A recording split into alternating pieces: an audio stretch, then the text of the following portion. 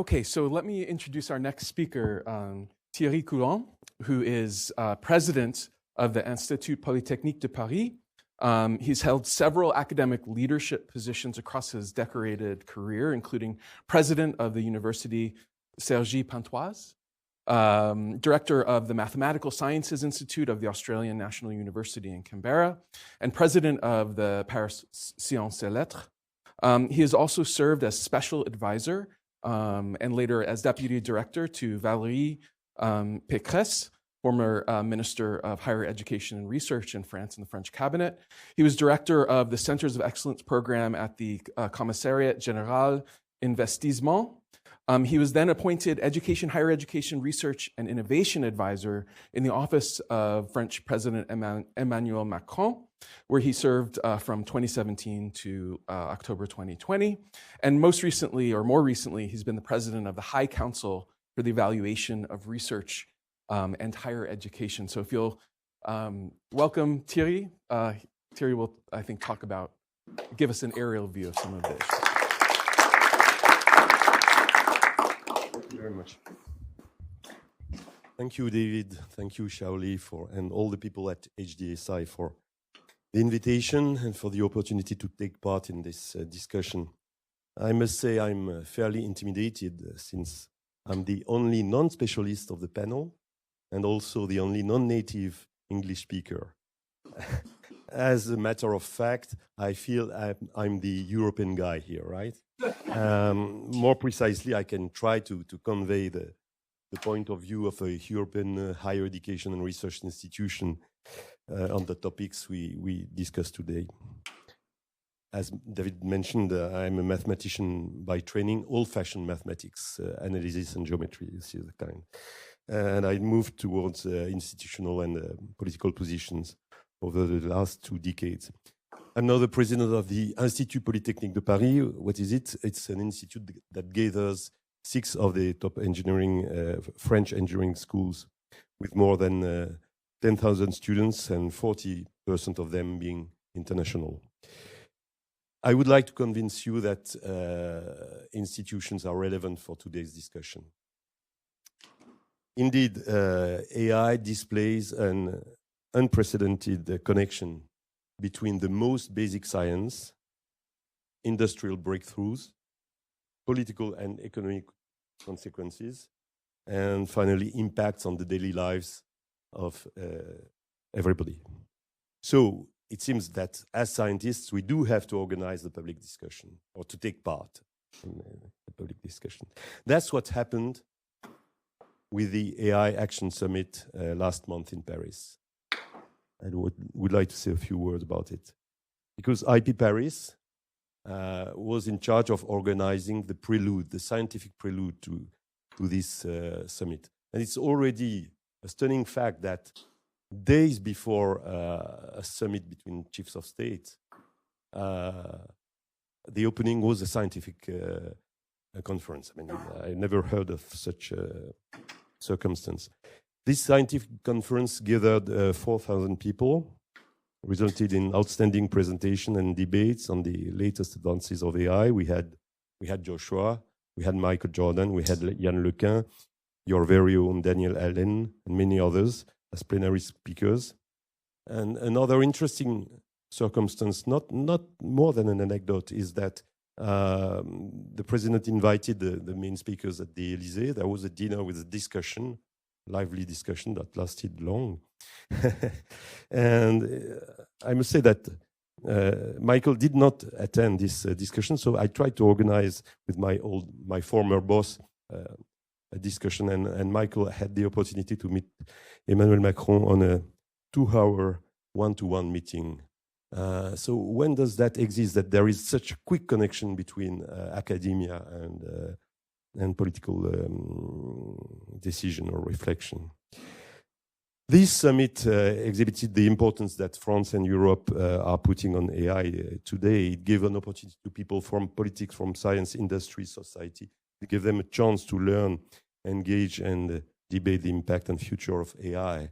And in fact, as such, it perfectly echoes the amazing work that HDSI and Harvard are doing.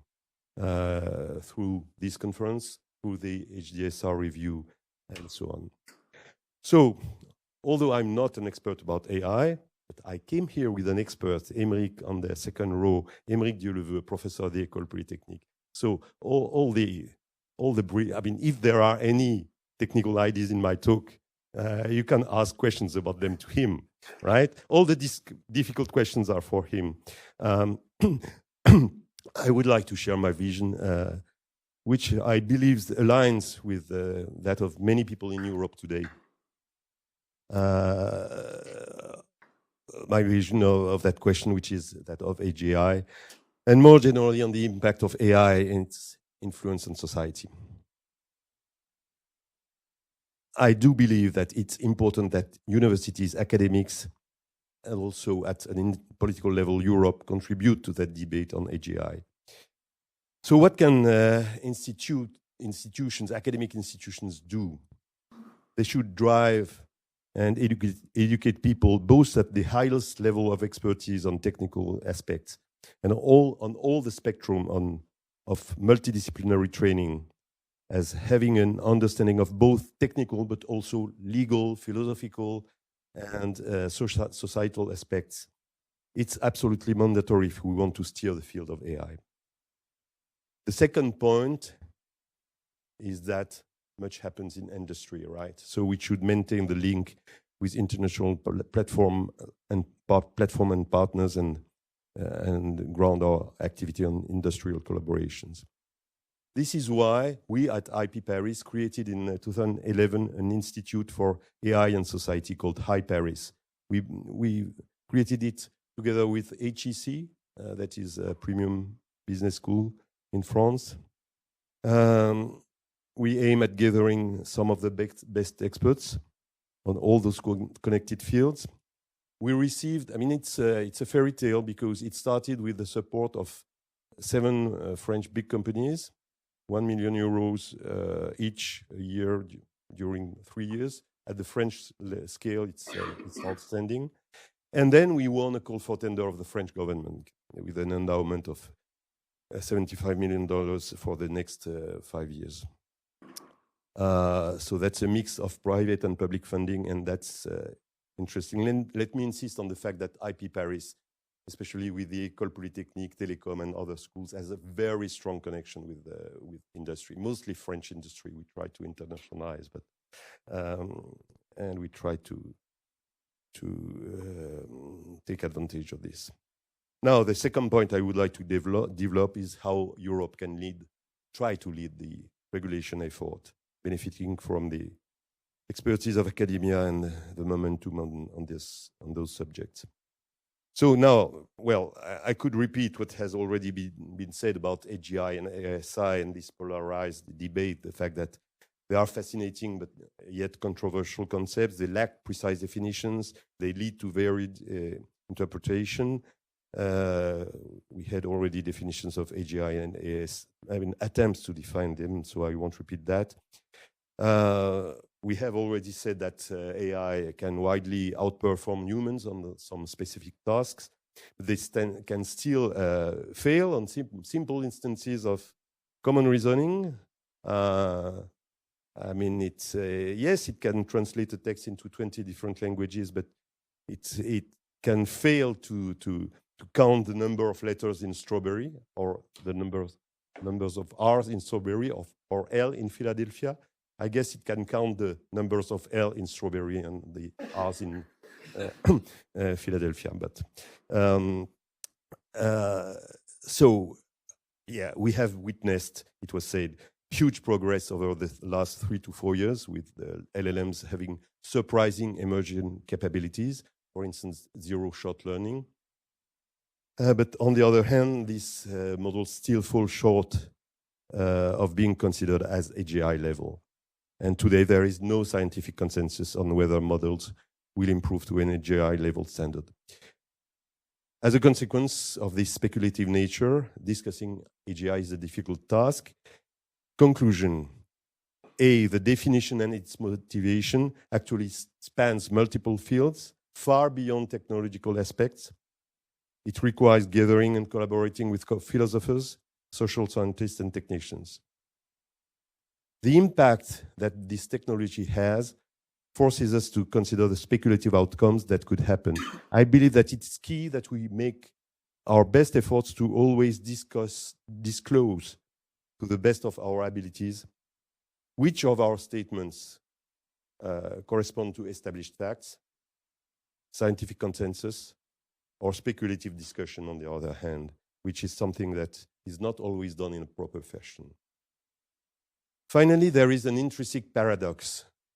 The people that have access to the most advanced models are almost always in private companies, which creates a huge incentive for them to bias predictions or possibly overclaim achievements. And I insist that I'm not saying that what they are saying is not true, but that their word cannot always be taken for granted. And solving this requires transparency, open benchmarking, which to some extent requires some level of access to the models.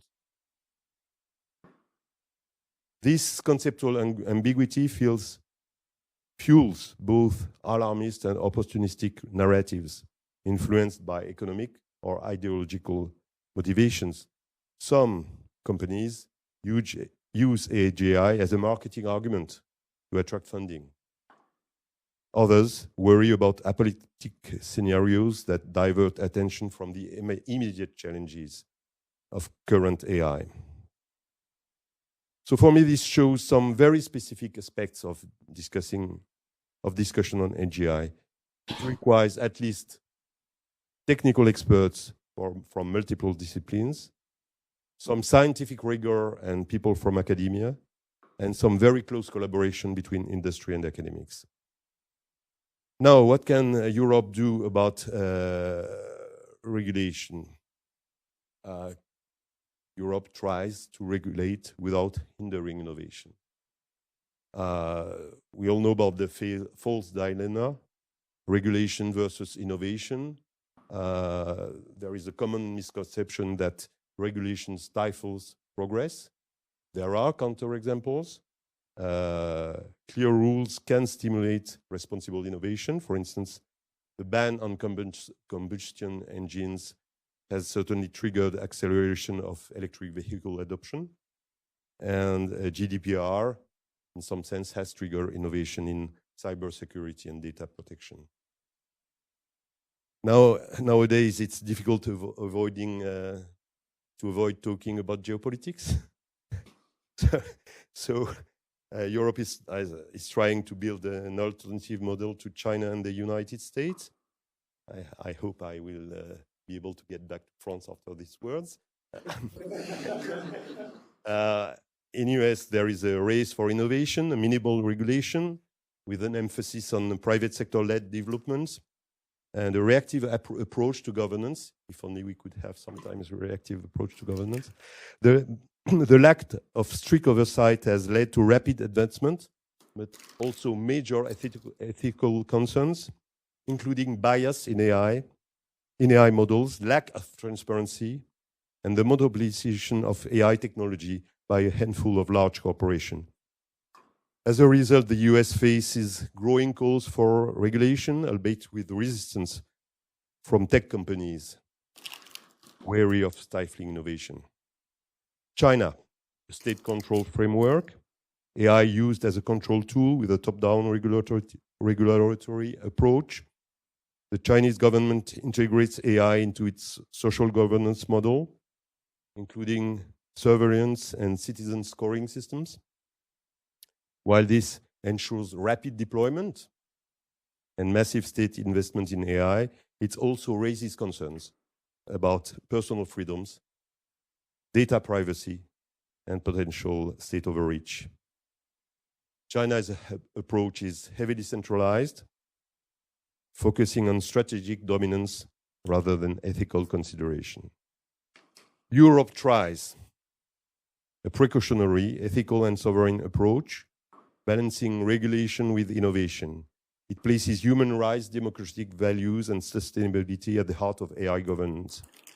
The AI Act establishes a structured regulatory framework that differentiates risks while promoting technological competitiveness. Europe also fosters cross-border AI cooperation, ensuring that regulations adapt to technological advancements. The truth is that we could probably simplify a little bit regulation, right? Okay, yes. Its approach includes regulatory sandboxes that allow innovation within a controlled environment, enabling business to test AI applications while complying with ethical and legal standards. By emphasizing truth, transparency, and fairness, Europe aims to set a global standard for responsible AI development while maintaining its technological sovereignty and reducing dependency on foreign AI technology. All this is good. Will it be enough to regulate a market of 600 million people? Will it be enough to weigh on the global game? That's the question. I mean, my feeling is that we do not have many other solutions.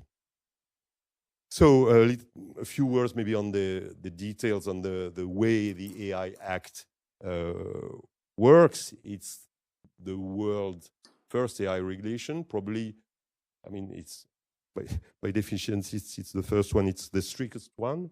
The principle is that it distinguishes between unacceptable risk, that is social scoring, cognitive manipulation, high risk, healthcare issues, justice, recruitment. I should say that the idea is that unacceptable risk obviously is banned, that high risk is heavily regulated, and that low risk AI chatbox recommendation requires transparency. Now, will it be enough? Will it work? How is it implemented? I mean, legal people, sociologists, philosophers will tell us maybe. Now, what can an actor like IP Paris or at much more impressive level, Harvard, do? I mean, what do we try to do? We try to be a scientific debate leaders, organizing conferences, research on AI's ethical and societal impact. Our recent scientific colloquium was an example. We also try to organize the debate to highlight diverging perspectives. For instance, the view of Yann Lequin, who considers LLMs technological dead end, versus Geoffrey Hinton, words about the existential risks. We are committed to fostering discussions that do not rule out either perspective, but instead encourage a balanced, research-driven approach to AI development. And we try to conduct studies on sustainable and responsible AI in terms of energy consumption and algorithmic biases. Now, the second goal we have is to train the next generation of AI engineers and researchers. Whatever the view we have on optimistic or pessimistic, we have to train people to be critical and to be on top of the technology as far as they can. So we have this French AI cluster plan that will help us educate the next generation. We collaborate with deep tech startups and companies. I mean, the fact that several of our alumni have founded such startups as Mistral and others is, of course, a key advantage. And finally, we develop in every kind of field the links with industry, the ties with industry, incubators, research labs, partnerships with major tech companies. Conclusion, there is the clear path forward. There are many uncertainties, but at least there is a path. AGI remains a very uncertain horizon, but advanced AI is already a reality. Regulating AI does not mean restricting it, but providing clear and responsible framework. Europe, and especially France, has everything it takes to succeed in AI. We have talents, we have cheap and green electrical power, we have structured data, thanks to our Jacobin state, centralized state. For once, it's an advantage because take the cultural data, the Bibliothèque Nationale de France, they are incredible, or the health data. We can gather health data in a fairly secure way. And finally, funding at the European level. I mean, no other way, obviously.